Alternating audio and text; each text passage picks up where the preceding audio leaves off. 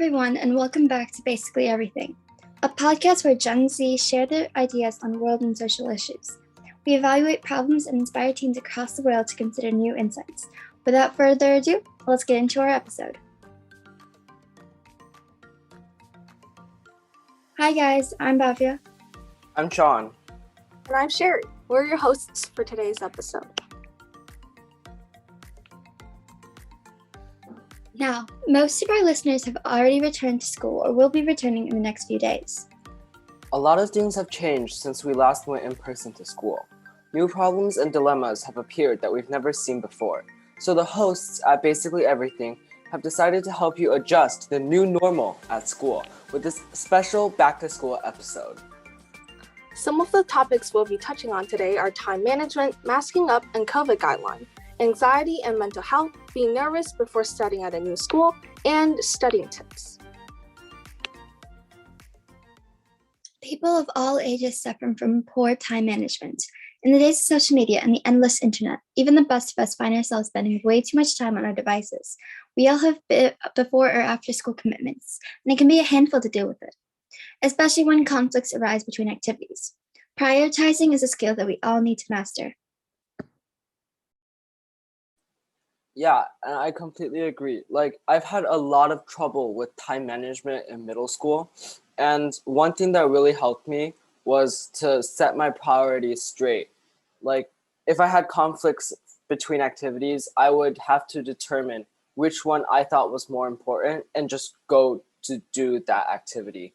Because or else if you try to do both of them at the same time, you're not going to succeed. Because it's really hard to multitask for me. How about you guys? Yeah, and since I'm doing cross country in high school, that takes off 2 hours from my after school time.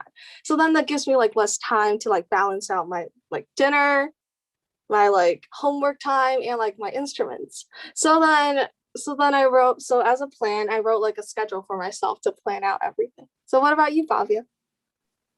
Well, for me, I find that keeping myself busy is what keeps me away from the internet.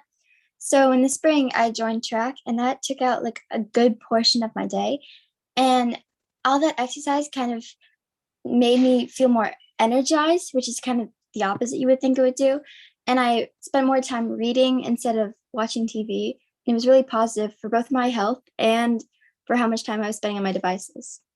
Yeah, I feel like everyone in our generation is addicted to our screens because there's TikTok, there's Instagram, there's Facebook. I don't think anyone in our generation uses Facebook, but we just keep on scrolling through and through those social media devices. And it's not good for our eyes. A lot of people in our generation suffer from poor eyesight. And two, it's addicting. And then we feel less productive and we don't get to get things done that we would have wanted to get done. So I found it best to just while I was studying and doing other things, to give my phone to my parents or just put it somewhere where I cannot see it so I can actually focus on doing my work. How about you guys?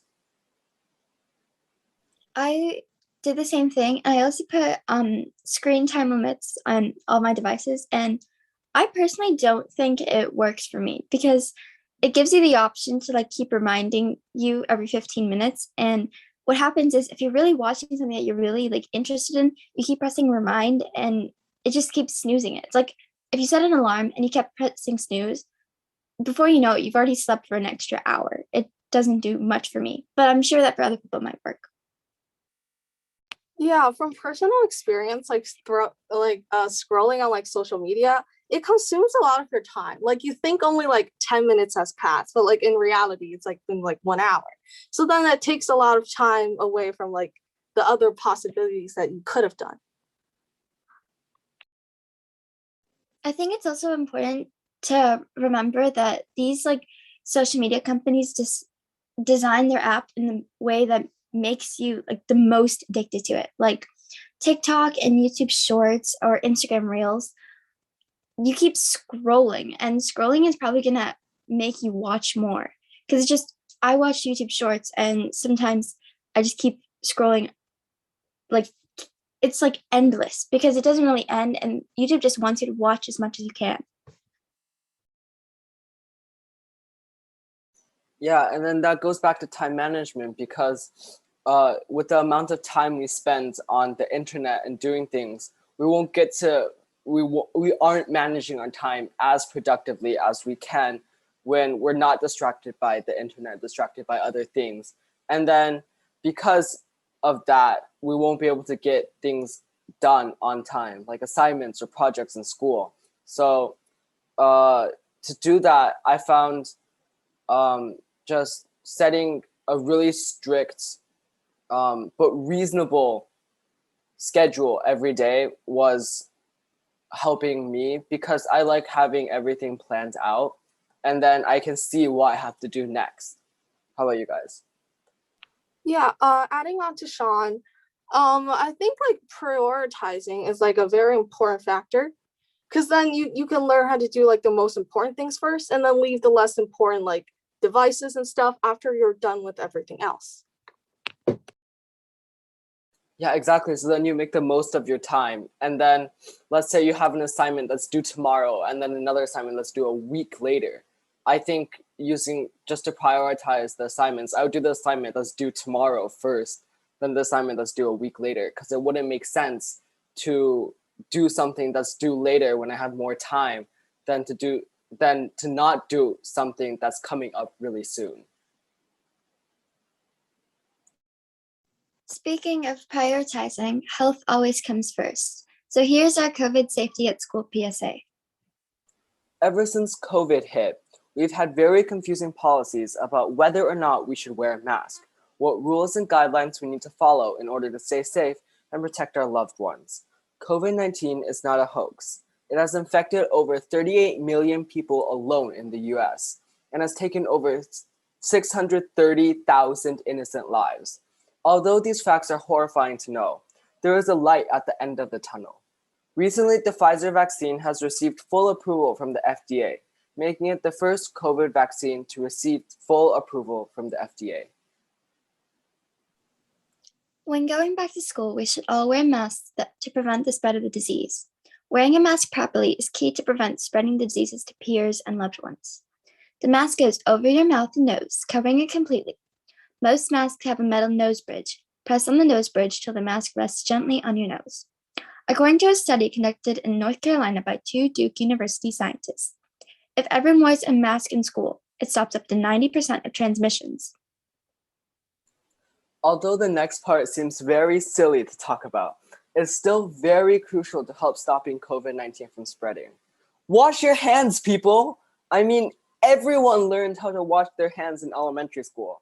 Washing hands can prevent germs and diseases from spreading from your hands onto other surfaces. It's not very hard and everyone can do it. If you aren't going to wash your hands, at least use hand sanitizer with a 60% or higher concentration of alcohol in it. Please cough into your elbow. Even with a mask on, coughing into your elbow reduces the number of aerosols from dispersing into the air around you and will prevent the spread of the virus. Come on, guys. We learned how to do this when we were 4. Do not, I repeat, do not cough into your hands. Coughing into your hands is gross. It's like spitting on your hands, but worse. Imagine someone spitting on their hands and then touching things around you. You would be grossed out, right? Now, coughing into your hands is the same, but 100 times worse. Do not cough into your hands. Thank you for listening to our PSA. It's no secret that school can be stressful, but it can be managed. Join activities that suit your interests so you can meet people who enjoy the same things as you and who will likely have a lot in common with. Getting enough sleep is crucial too. School is easier when your brain is refreshed. If your school hasn't started yet, start a healthy sleeping schedule to make the adjustment easier. Make sure your diet is balanced and you're getting all the nutrients that you need. Now that we've discussed feeling stressed, let's add a potential reason you may be feeling this way. So, I don't know if you guys know this, but I'm going to a new high school and I know like nobody there. Even with my schedule that I got, I don't know anyone in my classes. So that's made me feel really nervous and just like kind of scared at going to a new school because I won't know anyone there. It's all going to be a foreign setting. and it's going to take time to adjust. But I found a coping method, if you would call it with that, is to just not think about it as much and look at the positive sides of going to a new school. Like I can meet new people, make new friends, and then engage in new activities and viewpoints that I'd never heard before at my old school, or just listen to a different perspective from other people.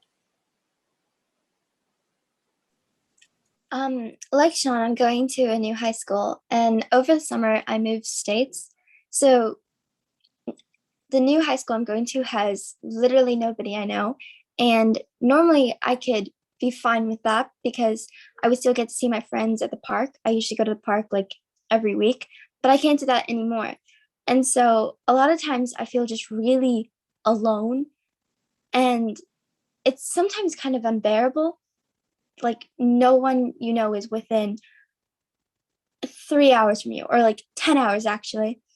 So I found that, like Sean said, think about the new opportunities. And also, I'm trying to think of it as a like a college, but like the first version of it. Because it's basically like that. I'm going away from the place I've known for my entire life for 4 years. I'm going to meet new people. I'm going to get a new education. And I'm trying to think of the positives instead of the many, many negatives. Because I know that a lot of people have to move and a lot of people have to go to new schools, and they all turn out fine. So Yeah, my experience is kind of different since a lot of my friends are going to the same high school as me. So then I am experiencing like less of a struggle than you guys. But then like talking with my friends, we all have this struggle where it's like the school is like way too big. And then you have no clue where any of your classrooms are. Even though we had like a tour, it's like nobody knows where any of their classes are. And then so we're just worried about if we're going to be late to our first hour or something. I think Yeah, that's a universal experience. Everyone's afraid of when they go to high schools, which are usually bigger than our middle schools. We don't really know what we're doing.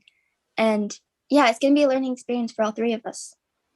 yeah, especially since the two buildings on my high school campus are a 15-minute walk from each other. So it's gonna be kind of tough managing like my time getting from one class to another when passing time is only 15 minutes. And then um, going to a new school, moving from middle school to high school, I feel like a lot of us have had this feeling that high school is gonna be really, really hard. We're not going to have time to social, not going to have time to talk. It's all going to be study, study, study. And I feel like a lot of people around me have been super worried about how high school is going to turn out, how the 4 years of high school are going to go. But I feel like what has helped me the most is that you just think about the present, not too much in the future. Think about what's coming ahead. Like set small goals for yourself, like goals that you want to achieve in 1 month, in 3 months, in 6 months, by the end of the school year. And then you can slowly work your way up. And then by the time you know it, you're done with high school. You've accomplished all the mini goals that you set for yourself. You've got what you wanted to achieve throughout high school. And then there you go.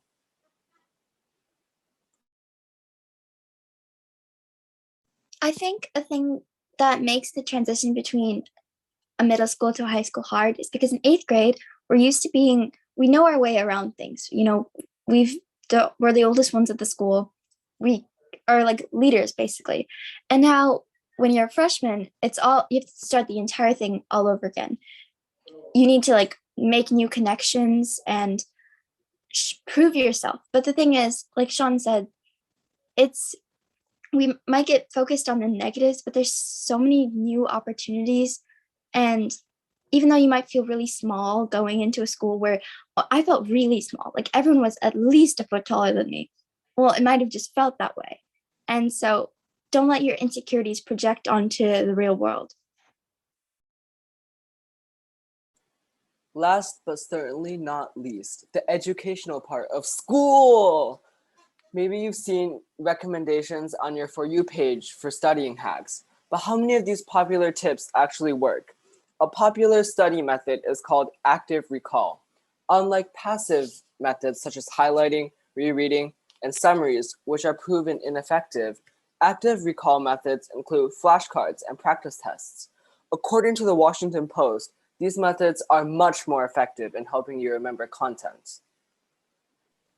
Another popular studying style is the Pomodoro Method. You may have heard your friends gushing about how much it works, but if you have no idea what it is, here's your beginner's intro.